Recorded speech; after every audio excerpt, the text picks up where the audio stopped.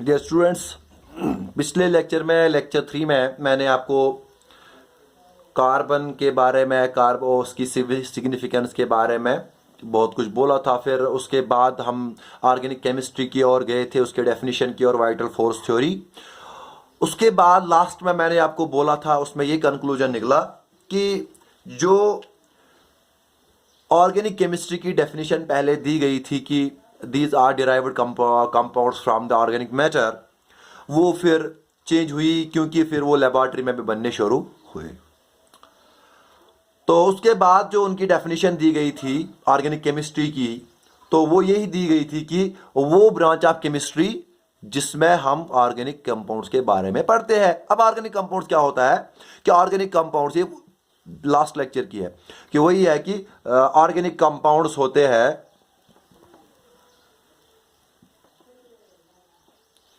वो कंपाउंड्स जो किसके बने होते हैं, कार्बन के। वो कंपाउंड जिसके किसके बने होते हैं, कार्बन के, हाइड्रोजन के। और उनमें से कभी कभी, हर वक्त नहीं, कभी कभी होते हैं present small traces of the elements like nitrogen. Nitrogen के स्मॉल ट्रेसेस पाए जाते हैं, ऑक्सीजन के स्मॉल ट्रेसेस पाए जाते हैं। इसी तरह से हमारे पास सल्फर है, फास्फोरस है। ये ऐसे एलिमेंट्स हैं जो जिनके ट्रेसेस उनमें पाए जाते हैं, यानी उनकी परसेंटेज उतनी ज्यादा नहीं होती है, वो ज्यादा क्वांटिटी में प्रेजेंट नहीं होते हैं। ज्यादा परसेंटेज में कार्बन हाइड्रोजन ही प्रेजेंट होता है ना। तो ऑर्गेनिक कंपाउंड्स जो है, ऑर्गेनिक कंपाउंड्स, ये वो कंपाउंड्स है जो कार्बन के कंपाउंड्स बने होते हैं और उनमें कार्बन और हाइड्रोजन इनमें मेन कंपोनेंट होते हैं, एलिमेंट्स होते हैं। और फिर कभी होते भी है, कभी नहीं भी होते हैं trace of elements like nitrogen, oxygen, sulphur, phosphorus extra, और भी कुछ एलिमेंट्स हैं जो इनमें होते हैं। तो उनको बोलते हैं ऑर्गेनिक कंपाउंड्स, और उन्हीं के बारे में पढ़ना उनको फिर बताया गया था कि वो ब्रांच ऑफ केमिस्ट्री क्या है, ऑर्गेनिक केमिस्ट्री। ये थे लास्ट लेक्चर का जो था उसका ये कंक्लूजन निकला था। अब आज मैं क्या बताने वाला हूं आपको, आज मैं ये बताने वाला हूं आपको कि जो ये कार्बन बहुत सारे कंपाउंड्स बनाता है, बहुत सारे कंपाउंड्स बनाता है, millions and billions of compounds बनाता है। तो पहले हमें यह पता करना है कि कंपाउंड्स कैसे बनते हैं, क्यों कंपाउंड्स बनते हैं। पहला क्वेश्चन यह है कि कंपाउंड्स क्यों बनते हैं। यह हर किसी एलिमेंट की बात है, फिर कार्बन की वही आएगी। और दूसरी बात यह है कि कार्बन इतने सारे कंपाउंड्स क्यों बनाता है, उसकी कुछ खास प्रॉपर्टीज है, वो अलग से हम डिस्कस करेंगे, यूनिक प्रॉपर्टीज ऑफ कार्बन, या कौन कौन से ऐसे फैक्टर्स हैं। लेकिन यहां पे हमें यह है कि कंपाउंड्स कैसे बनते हैं और कंपाउंड क्यों बनते हैं। ये दो क्वेश्चन है। कंपाउंड क्यों बनते हैं उसका रीजन मैंने आपको शायद लेक्चर 2 में बताया था कि कोई भी एलिमेंट ले लो। अब यहां पे मैं कार्बन की ही बात करूंगा, एक और की दूंगा। फिर इसकी इलेक्ट्रॉनिक कॉन्फ़िगरेशन है 2,4, 2,4। अब ये 2,4 जो है, अब ये चाहता है कि लास्ट शेल में इसके electrons noble gas, nearest noble gas की कॉन्फ़िगरेशन हो। नोबल गैस की इसको कॉन्फ़िगरेशन बननी चाहिए, यानी इसको लास्ट में 8 इलेक्ट्रॉन्स होने चाहिए। या इसको ये 4 इलेक्ट्रॉन लूज करने हैं तो ये 2 इलेक्ट्रॉन्स यानी हीलियम की कॉन्फ़िगरेशन बननी चाहिए। तो इसी वजह से अपनी इलेक्ट्रॉनिक कॉन्फ़िगरेशन को नोबल गैस कॉन्फ़िगरेशन बनाने के लिए, स्टेबल करने के लिए, ये जो है एलिमेंट्स, ये दूसरे एलिमेंट्स के दूसरे इलेक्ट्रॉन्स के खोज में निकलते, दूसरे इलेक्ट्रॉन्स में खोज में जाते हैं और बाकी एलिमेंट्स को कैप्चर करके इलेक्ट्रॉन्स गेन करते हैं, या इलेक्ट्रॉन्स अपने इलेक्ट्रॉन्स लूज करते हैं उसे देते हैं, या फिर वो आपस में शेयर करते हैं। वो आगे हम बढ़ेंगे। तो उस वजह से ताकि इनकी जो शेल है वो ऑक्टेट, डुप्लेट कंप्लीट हो और ये भी स्टेबल रहे। तो ये बुनियादी वजह है कि कंपाउंड्स क्यों बनाते हैं। ये हर किसी एलिमेंट की बात है।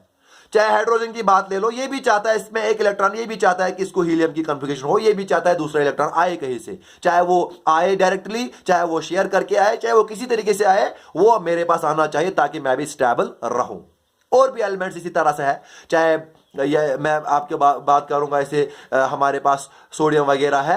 जैसे कि हमारे पास सोडियम है, सोडियम के पास है 2, 8, 1, है ना। तो ये भी चाहेगा कि मुझे भी लास्ट में 8 आने चाहिए, तो ये 8 आने चाहिए। उसके लिए इसको ये इलेक्ट्रॉन ये लूज करता है, तो फिर इस 2,8 ये Na पॉजिटिव बनता है। तो इस तरीके से यही वजह है असल में कि कंपाउंड्स वो बनाते हैं। अब ये कंपाउंड्स जो बनाते हैं, ये तो अब पता ही चल गया हमको कि कंपाउंड्स बनेंगे, लेकिन इसमें दूसरे एलिमेंट का इन्वॉल्वमेंट होना जरूरी है। कंपाउंड्स तो बनेंगे, लेकिन इसमें दूसरे एलिमेंट्स का इन्वॉल्वमेंट जरूरी है। क्यों? क्योंकि दूसरे इलेक्ट्रॉन जो होंगे वो तो दूसरे एलिमेंट के पास ही होंगे। जो इसको 4 इलेक्ट्रॉन सपोज करो देगा या लेगा या शेयर करेगा, वो तो दूसरे एलिमेंट के पास होंगे। तो इसलिए जो कंपाउंड बनता है वो 2 या 2 से ज्यादा एलिमेंट्स का बनता है।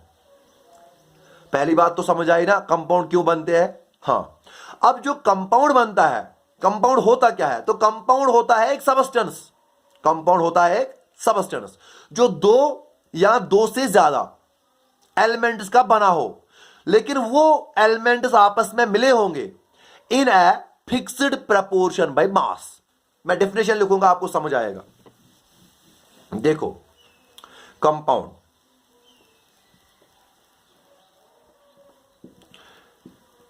Substance made up of 2 or more than 2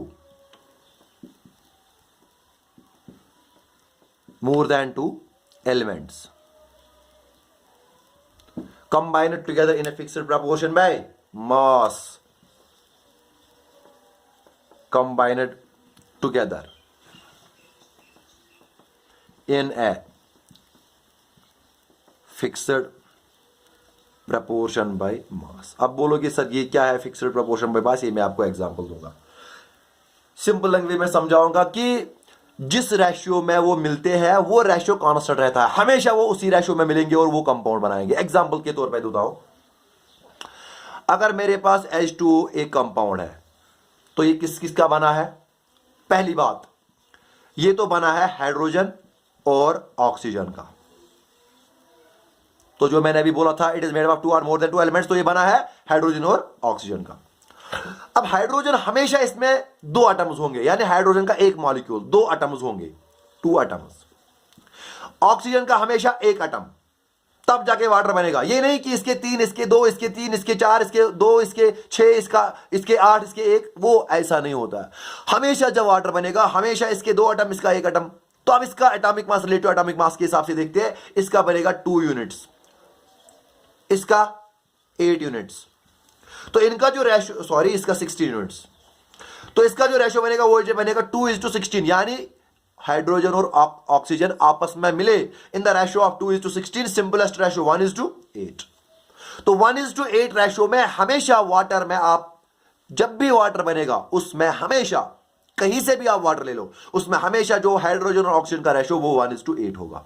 यानी इसका 1 ग्राम, इसके 8 ग्राम, तब जाके वाटर बनेगा। यानी आप वाटर किसी भी कंटिनेंट से ले लो, आप एशिया से ले लो, आप अफ्रीका से ले लो, अमेरिका से ले लो, ऑस्ट्रेलिया से ले लो, तो ये जो वाटर होगा ये हमेशा बना होगा इन 2 एलिमेंट्स का, हाइड्रोजन और ऑक्सीजन, और इनमें रेशियो होगा 1:8। आया समझ? अब वो अलग बात है, आइसोटोप की बात है, वो मैं अभी नहीं कर रहा हूं, लेकिन यहां पे सिंपल बात मैं बता रहा हूं कि कंपाउंड होता क्या है और कंपाउंड की डेफिनेशन और उसमें क्या होता है। अब यहां पे एक और चीज है, आपको ये तो देखेगा कि कंपाउंड्स में आप यहां पे अगर आप टोटल नंबर ऑफ एटम्स देखोगे वो 3 एटम्स है ना। तो यहां पे 3 एटम्स है, ये 3 एटम्स आपस में मिले हुए हैं। ऐसा तो नहीं हो सकता है ये विदाउट कोई अट्रैक्शन मिले होंगे, ये विदाउट कोई अट्रैक्शन वहां पे है। तो डेफिनेटली जब 3 एटम्स आपस में है एक साथ, तो डेफिनेटली उनमें कोई ना कोई फोर्स ऑफ अट्रैक्शन होता है जो इनको अपनी अपनी जगहों पे होल्ड करता है, जो इनको एक साथ रखता है। तो इन एटम्स के दरमियान ऐसा फोर्स तो है जो इनको एक साथ रखता है, हो उसी फोर्स को हम बोलते हैं बॉन्ड, BOND, बॉन्ड। तो यहां पे मैं लिखूंगा बॉन्ड। बॉन्ड क्या होता है? बॉन्ड जो बॉन्ड होता है तो यह है फोर्स ऑफ अट्रैक्शन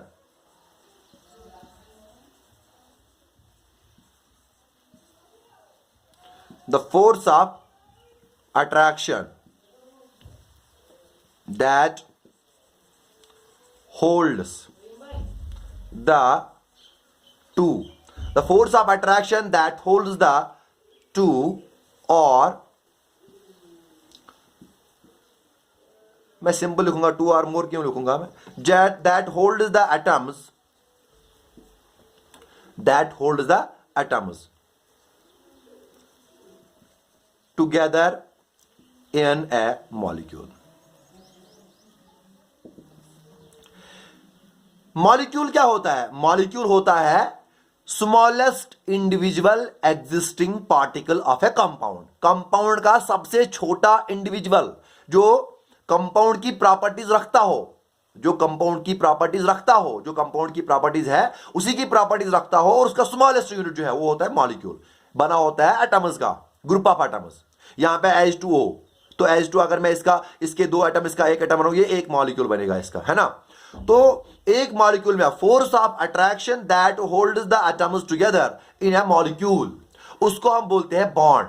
क्या बोलते हैं? उसको हम बोलते हैं bond. Force of attraction that holds the atoms together in A molecule, उसको हम बोलते हैं बॉन्ड। अब मसला यह है कि बॉन्ड जो बना, फोर्स ऑफ अट्रैक्शन एटम्स के दरमियान है। अब ये किस तरीके का है, किस तरीके के बॉन्ड है जो आपस में ये मिले हुए हैं, ये एटम्स है, इनमें से किस तरीके के बॉन्ड, क्या ये हमेशा एक ही किस्म का अट्रैक्शन होता है या अलग अलग किस्म की अट्रैक्शन होती है, वो हम अब यहां पे देखेंगे। उसके लिए मैं आपको यह बताऊं, जो ये कंपाउंड होता है ये बना किसका होता है? ये होता है बना, मतलब बेसिक की बात कर रहा हूं, हर कोई चीज या कोई भी आप सबस्टेंस ले लो, कंपाउंड की बात नहीं, सबस्टेंस की बात ले लो। तो सबस्टेंस की बात ले लो, हर कोई सबस्टेंस जो है या तो ये एटम्स का बना होगा। अब बोलेगा कोई कंपाउंड तो मॉलिक्यूल का है, लेकिन वो भी तो एटम्स का बना है ना, क्योंकि एटम्स उसमें मिले हैं। तो सबस्टेंस या तो एटम्स का बना होगा, हर कोई सबस्टेंस, या आयन्स का बना होता है। कोई भी सबस्टेंस आप ले लो, या तो वो एटम्स का बना होगा या तो वो आयन्स का बना होगा, या एटम्स का या आयन्स का। आयन्स क्या होते हैं? एटम्स तो स्मॉलेस्ट यूनिट आप पता है, डाल्टन राम 9th में पढ़ा होगा, लेकिन मैं यहां पे आयन्स की थोड़ी सी बताऊंगा। आयन्स क्या होते हैं? आयन्स जो होते हैं ये होते हैं चार्जड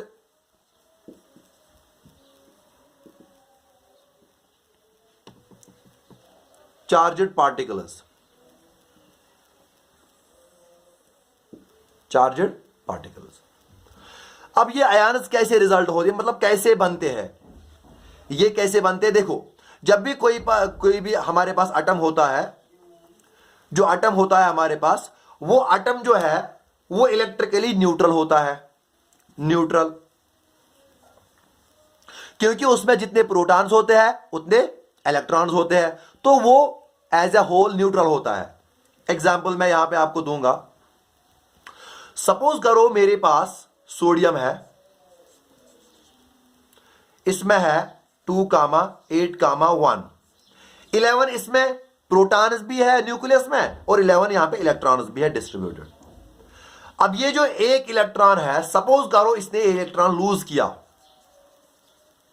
जब इसने लूज किया तो ये बनेगा Na, एक इलेक्ट्रॉन लूज किया तो पॉजिटिव, एक यूनिट पॉजिटिव चार्ज, तो ये बनेगा Na पॉजिटिव। तो ये हो गया, ये है आयन। अब इसमें एक पॉजिटिव है तो ये है मोनोवैलेंट आयन। किसी में 2 पॉजिटिव होगा तो डाइवैलेंट आयन, 3 पॉजिटिव होगा तो ट्राइवैलेंट आयन। आया समझ? इसी तरीके से टेट्रावैलेंट आयन। अब ये हो गया पॉजिटिव आयन। जो पॉजिटिव आयन्स बनते हैं उनको बोलते हैं हम कैटायंस,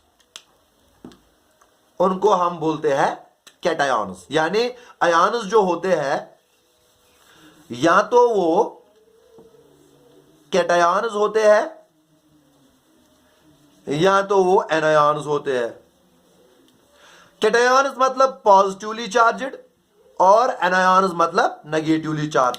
कैटायंस की मैंने आपको अभी एग्जांपल दी थी कि जो सोडियम की बात की थी। एनायंस में सपोज करो क्लोरीन है या फ्लोरीन एटम है, तो वहां पे उसने एक इलेक्ट्रॉन गेन किया, वो बनेगा Cl नेगेटिव, तो ये हो गया एनायन। ये भी है इसी तरीके से, एक नेगेटिव मोनोवैलेंट, दो नेगेटिव, डाइवैलेंट, तीन नेगेटिव, ट्राइवैलेंट, पेट्रावैलेंट, तो इस तरीके से आयन्स होते हैं।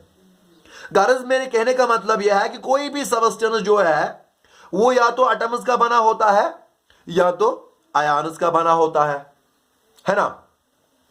अब मैं आगे आपको बताऊंगा कि जो मेटल्स होते हैं उनमें भी आयन्स और फिर वो उनमें के साथ साथ इलेक्ट्रॉन्स भी बाहर निकले होते हैं। तो आप ये समझो अभी तक कि या तो वो एटम्स का बना होते हैं कोई भी, या तो आयन्स का बना होता है। तो यहां से अब हमें ये पता चलता है कि अभी हमने ऊपर पढ़ा बॉन्ड जो है फोर्स ऑफ अट्रैक्शन जो एटम्स को होल्ड करता है इन ए मॉलिक्यूल इन्हें। तो अब यहां पे एटम्स नहीं है, अब यहां पे एटम्स ऑब्लिक आयन्स आएगा, है समझ।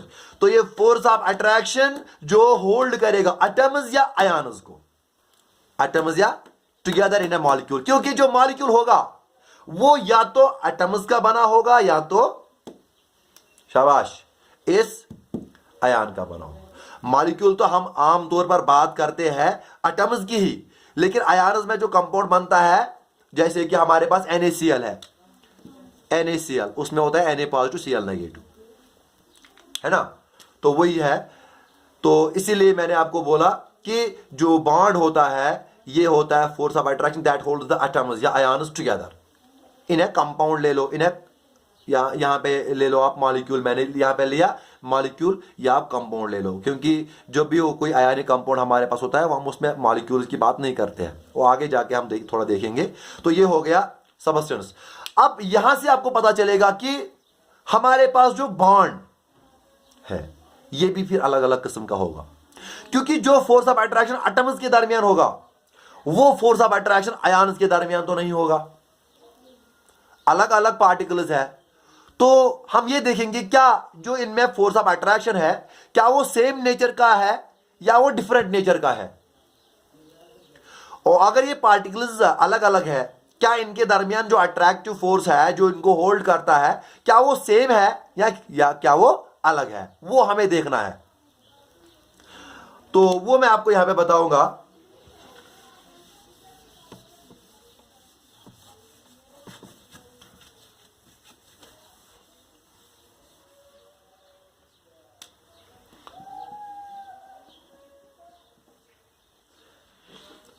मेजरली जो बॉन्ड हम होता है हमारे पास, क्योंकि पार्टिकल्स अब अलग अलग है, इसके भी कई किस्में हैं। Now depending on the constituent particles either it's atom और आयन, आइदर इट्स एटम और आयन, उसके बुनियाद पे बॉन्ड हमने क्लासिफाई किए दो, शाबाश, दो कैटेगरीज में। एक को हम बोलेंगे कोवैलेंट बॉन्ड, दूसरे को हम बोलेंगे इलेक्ट्रोवैलेंट बॉन्ड या आयोनिक बॉन्ड। अब कोई देखेगा वो बोलेगा सर ये सिर्फ ये इतनी दो किस्म के बॉन्ड नहीं होते, और भी बॉन्ड होते हैं। हाँ और भी बॉन्ड होते हैं, जैसे मेटालिक बॉन्ड होता है, पहले लिखूंगा मैं कोऑर्डिनेट बॉन्ड,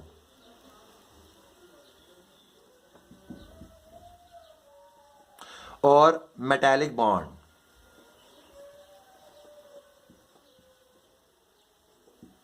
ये दोनों मैंने इसलिए नहीं बताए क्योंकि मेन फोकस आपको इन दो पे करना है।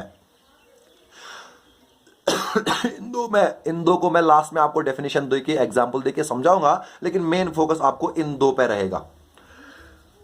तो एक होता है कोवैलेंट बॉन्ड, तो एक होता है इलेक्ट्रोवैलेंट या आयनिक बॉन्ड। अब ये इलेक्ट्रोवैलेंट या आयनिक बॉन्ड, तो ये तो आपको नाम से पता चला होगा कि ये आयन्स के दरमियान होगा। तो पहले मैं इसी को उठाऊंगा, इलेक्ट्रोवैलेंट बॉन्ड क्या होता है और ये कैसे बनता है, और उसके बाद हम कोवैलेंट बॉन्ड देखेंगे।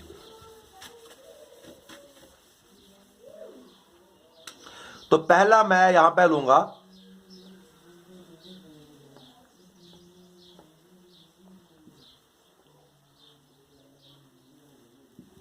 इलेक्ट्रोवैलेंट बॉन्ड, या इसको क्या बोलते हैं,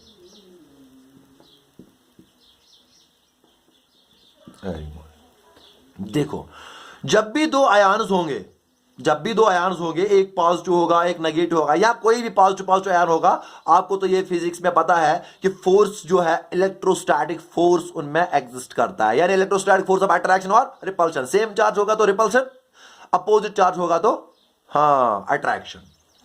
लेकिन आप ये सोचो, अगर यहां पे सारे आयन्स एक चार्ज के होंगे तो रिपल्शन होगा, तो वहां पे कंपाउंड नहीं बनेगा। Very good. तो जरूरी होगा पॉजिटिव आयन्स भी होंगे और उनके साथ साथ नेगेटिव आयन्स भी होंगे, तब जाके अट्रैक्टिव फोर्स होगा और तब जाके वो कंपाउंड बनेगा। तो वही बात मैं यहां पे करूंगा। तो ये वो बॉन्ड होता है कि ये वो फोर्स ऑफ अट्रैक्शन होता है जो दो आयन्स के दरमियान, जो दो आयन्स के कैटायन और एनायन के दरमियान इलेक्ट्रोस्टैटिक फोर्स ऑफ अट्रैक्शन होता है, जिस वजह से ये आयन्स आपस में मिले होते हैं, एक साथ रहते हैं, उसको हम बोलते हैं आयोनिक बॉन्ड या उसको हम बोलते हैं इलेक्ट्रोवैलेंट बॉन्ड। तो यहां पे लिखूंगा मैं the force of attraction, the electrostatic force of attraction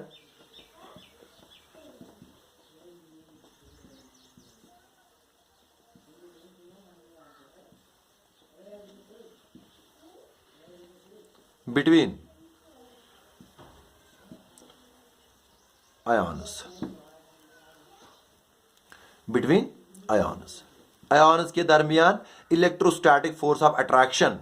तो यहां पे मैंने किया electrostatic force of attraction between ions. Ions तो आपको पता चल ही होगा, एक पॉजिटिव और नेगेटिव आयन, ठीक है ना। अब मैं यहां पे एग्जांपल के साथ आपको समझाऊंगा। तो ये हो गया इलेक्ट्रोवैलेंट बॉन्ड। अब ये किस तरीके से बनता है, ये हमेशा बनता है, इसमें तो जरूरी यह है कि आयन्स जनरेट होने चाहिए और वो भी अपोजिट आयन्स। अगर एक ही किस्म के आयन्स होंगे तो वो रिपल्शन करेंगे, तो अपोजिट आयन्स इसमें जरूरी है। अपोजिट आयन्स कैसे बनेंगे, ये तो जरूरी है कि atom as a whole neutral होता है, जब वो इलेक्ट्रॉन लूज करेगा तभी तो आयन बनेगा, यानी एक तो लूज करेगा एक तो गेन करेगा। तो इसमें होता है लूजिंग ऑफ इलेक्ट्रॉन, एक में, दूसरे में गेनिंग ऑफ इलेक्ट्रॉन। तो ये it involves loss and gain of electron, है ना। तो इसमें जो इलेक्ट्रोवैलेंट बॉन्ड होता है, इसमें ये इन्वॉल्व करता है कि loss and gain of electron, क्योंकि आयन जनरेट करने के लिए इलेक्ट्रॉन के बाद इलेक्ट्रॉन्स भी हो सकते हैं, 1 2 3, ये मैं यहां पे लिख रहा हूं जनरल में। तो इसमें जब होता है कि एक में इलेक्ट्रॉन लूज होगा दूसरे में गेन होगा, तब जाके आयन जनरेट होंगे। जब आयन जनरेट हो गए, अपोजिट आयन पॉजिटिव और नेगेटिव आयन, तब जाके उनमें फोर्स ऑफ अट्रैक्शन क्रिएट होगा और वो एक मॉलिक्यूल, एक वो कंपाउंड बनाएंगे, जिसको फिर हम बाद में बोलेंगे इलेक्ट्रोवैलेंट कंपाउंड या आयनिक कंपाउंड, वो हम बाद में देखेंगे। तो ये कैसे होगा, so this is formed by complete transformation of electrons.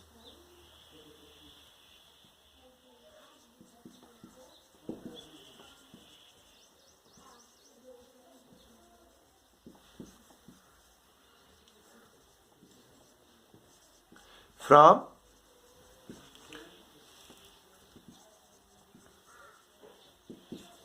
One atom to another, ये एक एटम से दूसरे एटम, एक एटम से दूसरे एटम तक ये जो इलेक्ट्रॉन होंगे वो ट्रांसफर होंगे। हाँ, इसमें होता है इन्वॉल्व लॉस और गेन, एक में लॉस होगा, एक में तब जो आयन जनरेट होंगे, और तब जाके जब आयन अपोजिट आयन जनरेट होंगे और फिर वो आपस में स्ट्रॉन्ग फोर्स ऑफ अट्रैक्शन के साथ एक साथ रहते हैं और वो कंपाउंड बनाते हैं।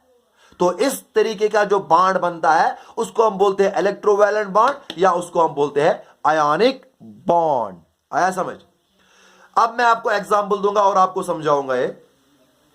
तो ये पता चलिए आपको, ये स्ट्रॉन्ग बॉन्ड होगा क्योंकि इलेक्ट्रोस्टैटिक फोर्स है।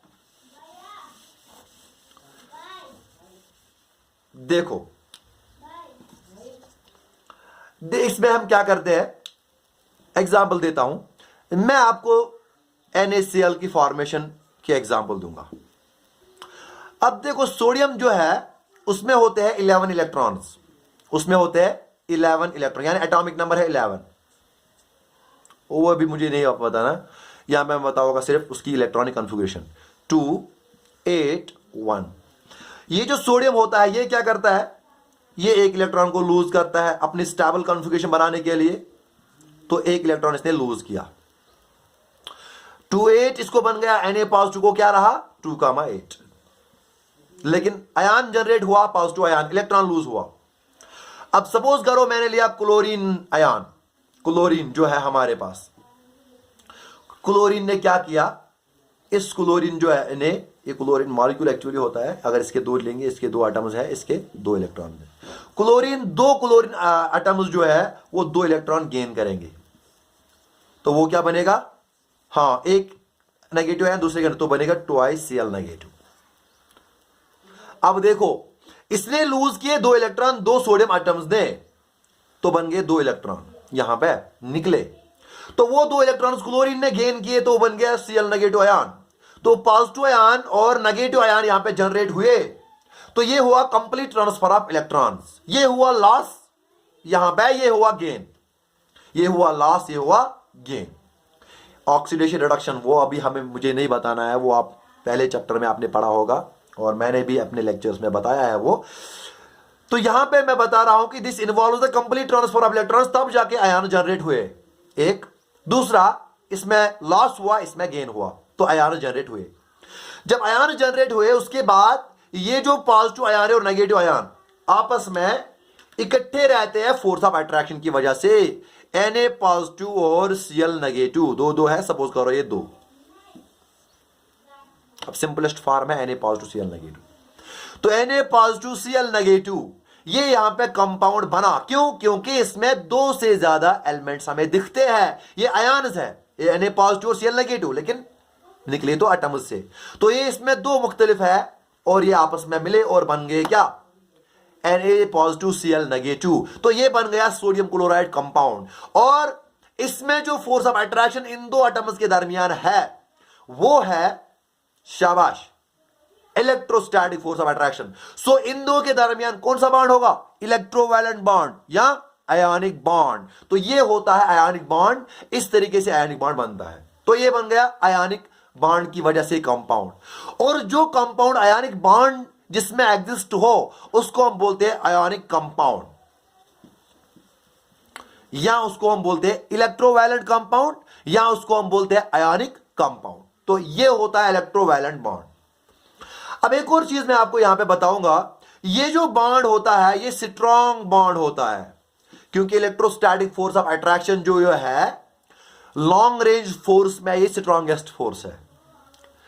यूजुअली चार फोर्सेस होते हैं नेचर में, फोर्स इन नेचर जो होते हैं वो चार होते हैं, उनमें ग्रेविटेशनल फोर्स, इलेक्ट्रोस्टैटिक फोर्स दो, वो दो लॉन्ग रेंज है, फिर है स्ट्रॉन्ग न्यूक्लियर फोर्स और वीक न्यूक्लियर फोर्स, वो दोनों शॉर्ट रेंज है। शॉर्ट रेंज में तो स्ट्रॉन्ग न्यूक्लियर फोर्स वो सबसे ज्यादा स्ट्रॉन्ग होता है, और लॉन्ग रेंज में ये जो होता है इलेक्ट्रोस्टैटिक फोर्स ऑफ अट्रैक्शन या रिपल्शन जो होता है उसमें वो सबसे ज्यादा स्ट्रांग होता है। तो यहां पे ये स्ट्रांग फोर्स होगा।